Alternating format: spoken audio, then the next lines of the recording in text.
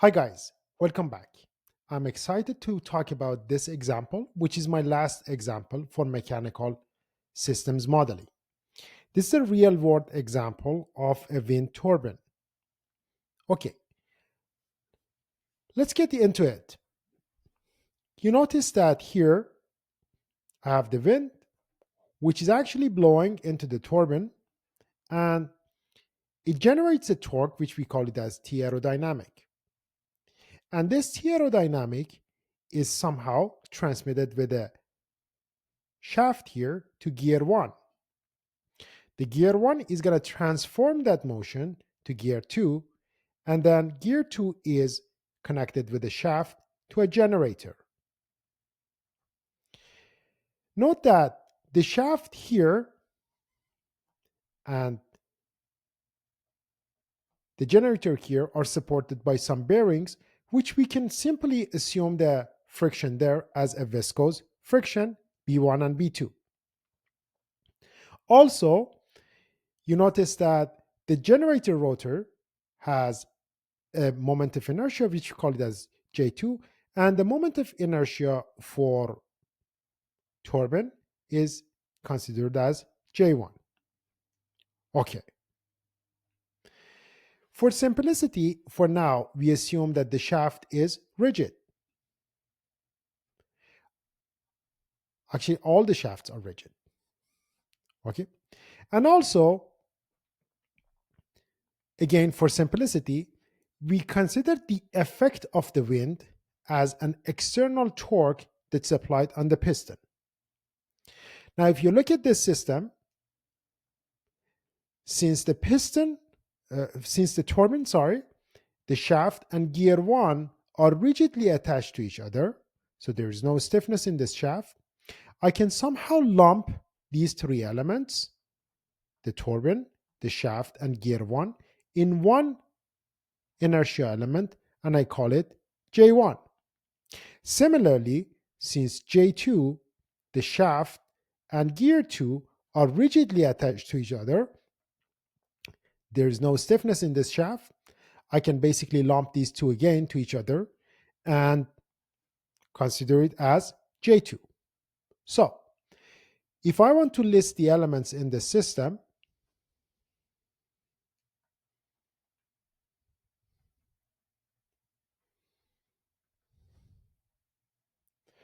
for inertia, stiffness, friction, my sources, and the number of ODEs, you notice that I have two inertia elements, which are J1 and J2. Similarly, in this system, I do not consider any stiffness. This problem would be significantly more interesting if the shafts that here and there are not considered rigid. So, unfortunately for this system, we do not consider stiffness. For friction elements, I would have the bearing B1 and B2. The source in this system is, the first one is T aerodynamic, which is basically an external torque that is the result of the wind. Also, if you guys notice, I have a little bit of a low torque from the generator. So T aerodynamic and T generator are my external torques. And here's the question. How many ODEs do you guys think I would need for this system? Let's pause the video for a moment and think about it. Good. So one possible answer that you might come up is, because I have two moments of inertia, J1 and J2, I would need two ODs. However, if you look at this system, you notice that since I am using the gear train here, the motion theta 1 and the motion theta 2 are not independent from each other. In fact, they are geometrically related to each other. Okay? So in a way, I can say that I have only one independent motion, not two. So I would end up with only one ODE, not two. Let's see if we can find that one ODE. So, step one, I'm going to select the coordinate systems.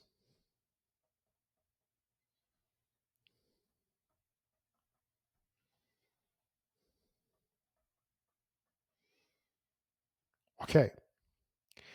If you assume theta 1 and theta 2 as your coordinate system, okay, and you look at the system from the side view, you see that theta 1 is actually moving in the clockwise direction. So if theta 2 is the motion of the generator, let's look at this. If this gear goes clockwise, do you guys agree that the second gear will go counterclockwise? So I would say that my theta 1 direction or coordinate system is positive clockwise direction, and my theta 2 coordinate system is positive counterclockwise. Okay. Step 2 is isolating your inertia elements.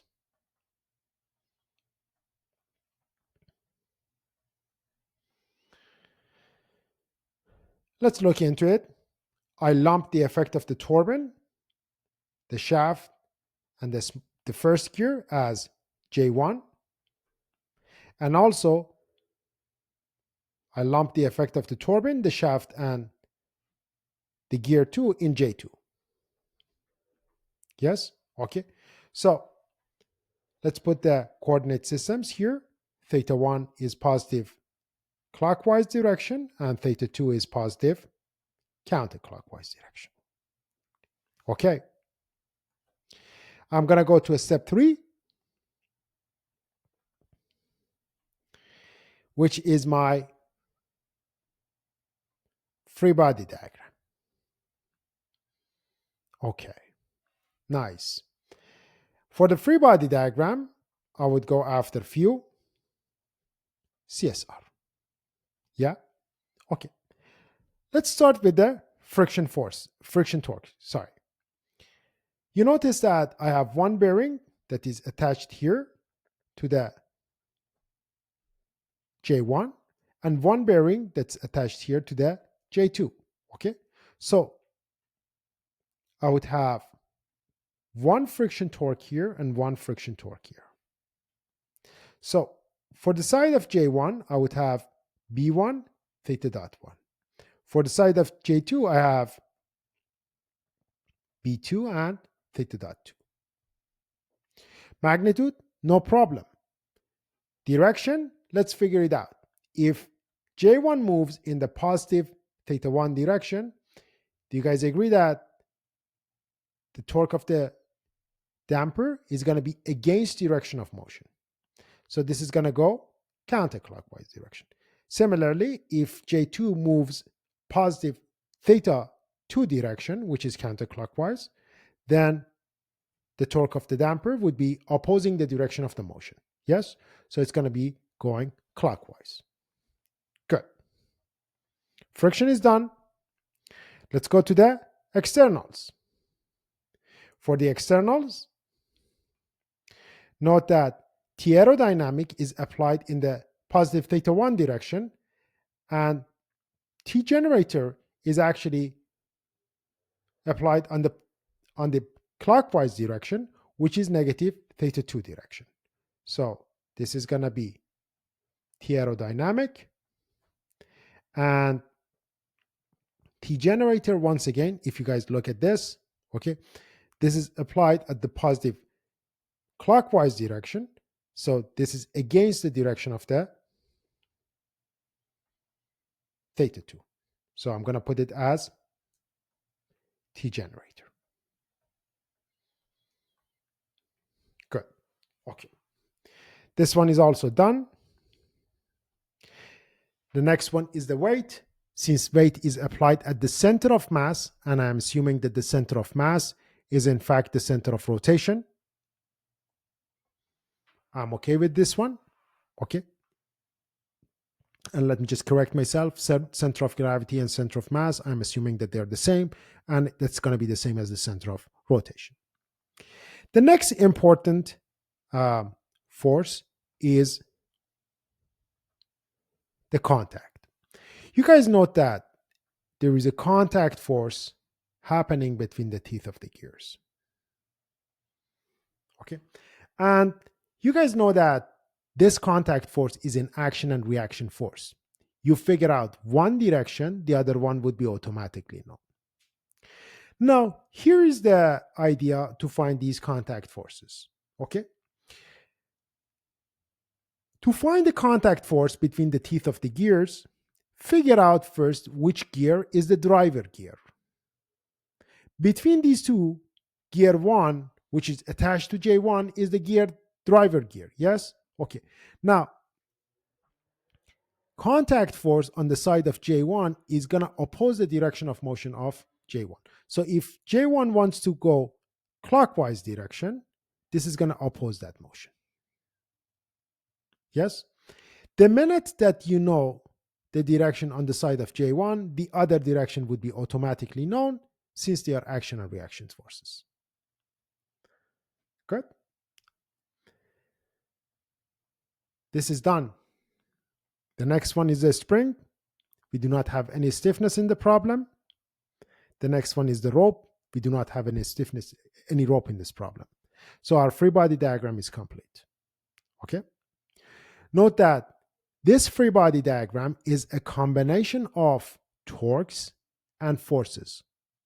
These forces are going to generate a torque for us, and we need to account those in the next step, which is the equation of motion. So step 4, which is the equation of motion. Okay, so equations of motion.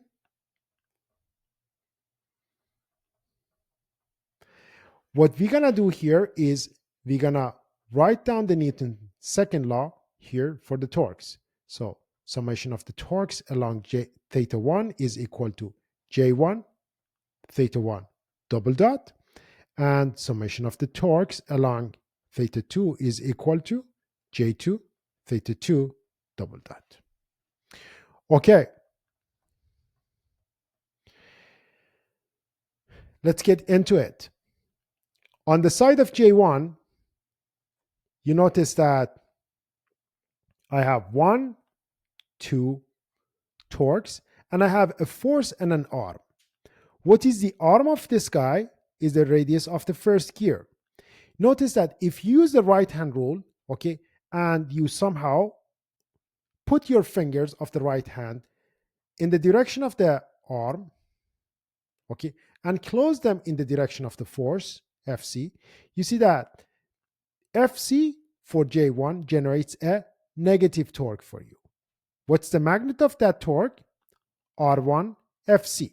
So T aerodynamic is positive and T friction is negative. And basically, sorry, the friction torque is negative. So it's going to be positive T aerodynamic, negative R1 Fc, negative B theta dot 1 equals to J1 theta 1 double dot. Okay. On the side of J2, again, you have two torques and one force and an arm. If you look at this system, T generator is negative, and the torque of the friction is also negative. However, if you use the right hand rule, okay, and you assume that you have R2 here as the radius of the second gear, then R2 Fc generates a positive torque for you. So it's going to be R2FC minus B2 theta dot 2 minus T generator equals to J2 theta 2 double dot. Okay, at this point, you need to see what you have in the problem. Let's count the number of unknowns in this problem. Yes, I know that FC is an unknown, T aerodynamic is a known, it's an input from the environment, and I have theta 1 and its derivatives there. So my second unknown is theta 1. Also, I have theta 2 and its derivatives there. So I have 3 unknowns and only 2 equations. So I have to add another equation to basically be able to solve this system. Where does that second equation come from? Okay. In most of these problems with the rotation systems, specifically when you have a transformer, rack and pinion, or a gear chain, the extra equation comes from that transformer. Okay. For instance, in this problem, if you guys notice, I have the gear chain. And if you guys remember, when we talked about the gear chains, we said that the velocity after the gear chain is in fact equals to N1 over N2, the velocity before the gear chain. Okay. So with this information, you guys notice that if you take the time derivative of this guy, so theta double dot 2 is also equal to theta N1 over N2 theta double dot 1. Okay, which means that this is your auxiliary equation, this is the extra equation, yes?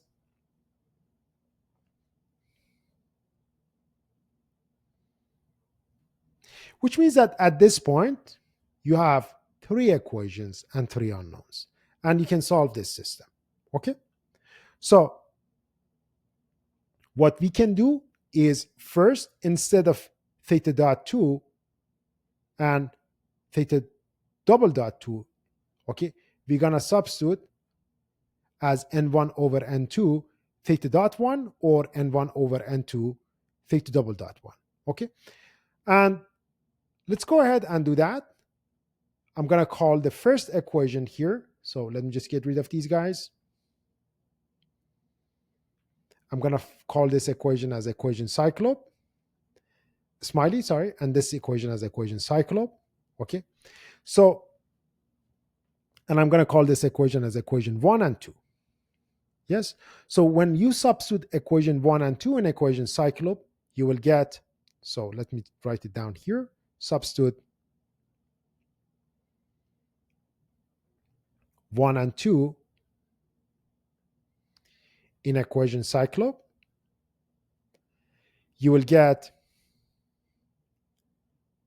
R2FC minus B2. Instead of theta dot 2, I'm just going to put it as N1 over N2 theta dot 1. Yes? So instead of theta dot 2,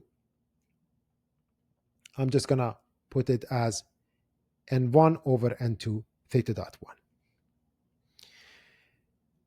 Minus T generator equals to J2 theta double dot 2. Instead of theta double dot 2, I'm going to substitute from equation 2. Yes? So it's going to be N1 over N2 theta double dot 1.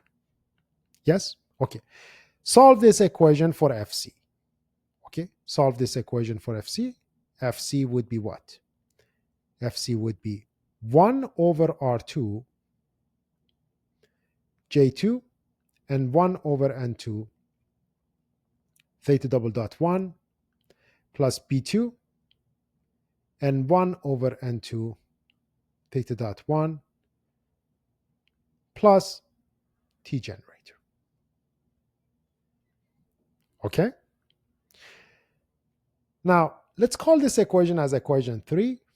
Okay? And what I'm going to do is, at this point, I'm going to substitute FC in equation smiley from equation 3. Yes? So let's go ahead and write it down here. Substitute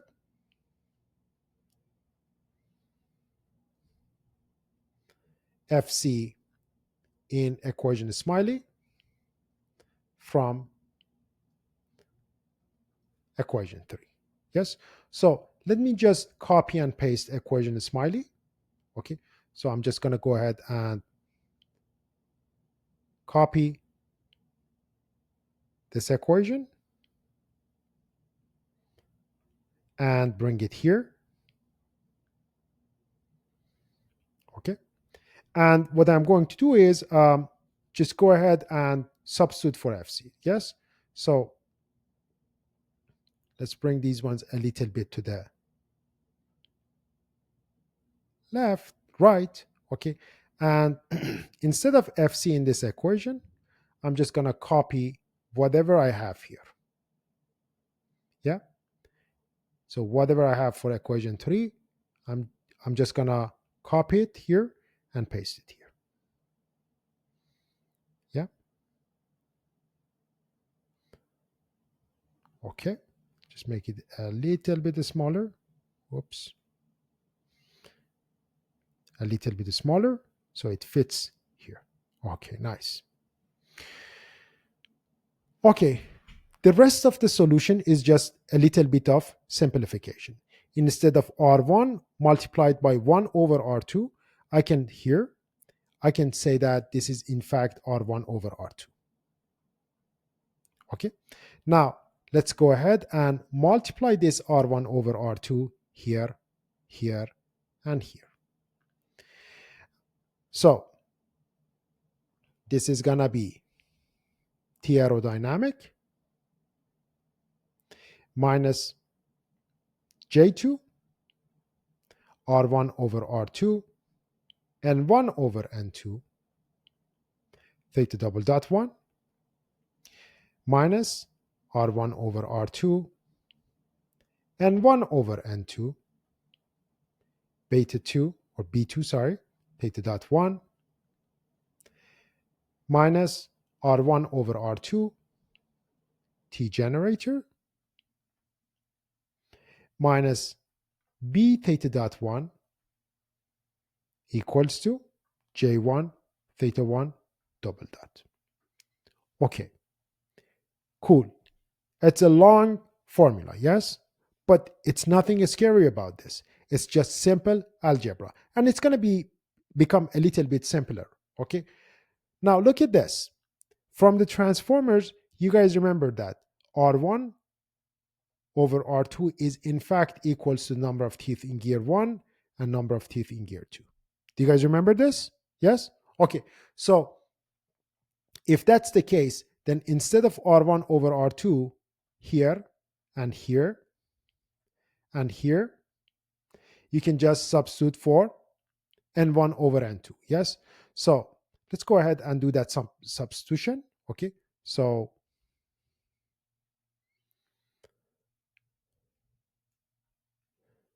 let me just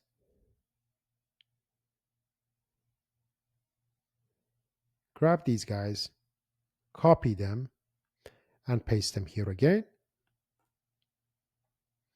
And let's go ahead and do the substitution here. Yes, so instead of R1 over R2, I'm going to put it as N1 over N2.